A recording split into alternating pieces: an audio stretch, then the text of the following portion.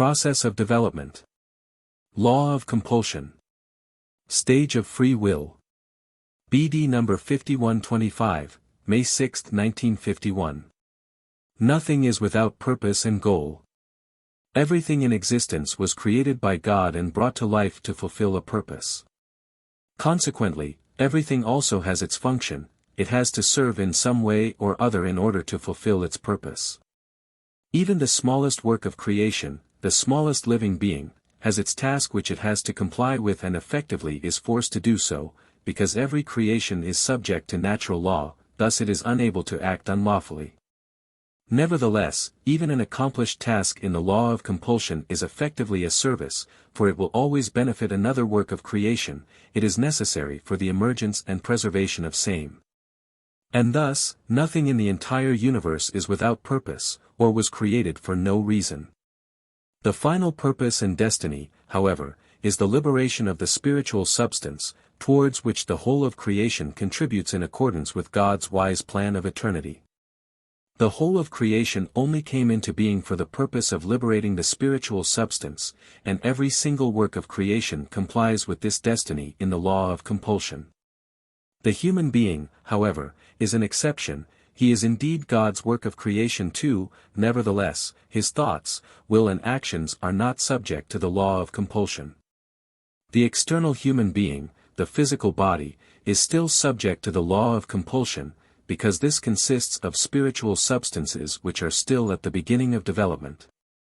His soul, however, enjoys a certain amount of freedom, it is able to develop in line with its own will, thus God has not subjected it to this law.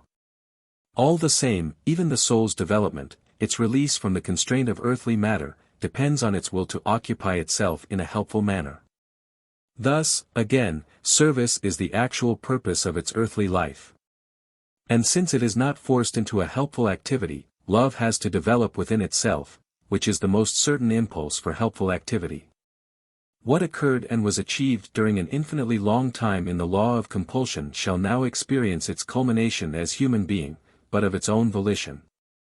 The human being should serve with love in order to become completely liberated from the constrained state, which the soul regards as a limitation and restriction of its original abundance of strength and light.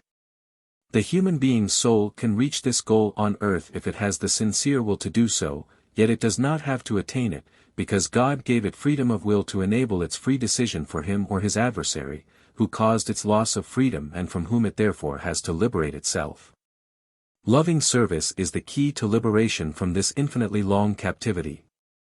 What the spiritual substance had to do in line with God's will during the long path through all of creation, it should now, in the final stage, do of its own volition.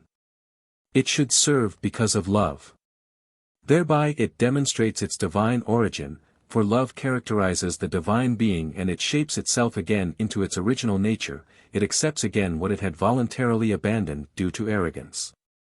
As soon as the human being serves with love, his offense against God will be cancelled, he will have left the state of sinfulness and will have found his way back to God, from whom he wanted to distance himself. Had distanced himself, he has recognized his childship and desires to enter into the right kind of relationship with the Father, and through love he will become a true child of God.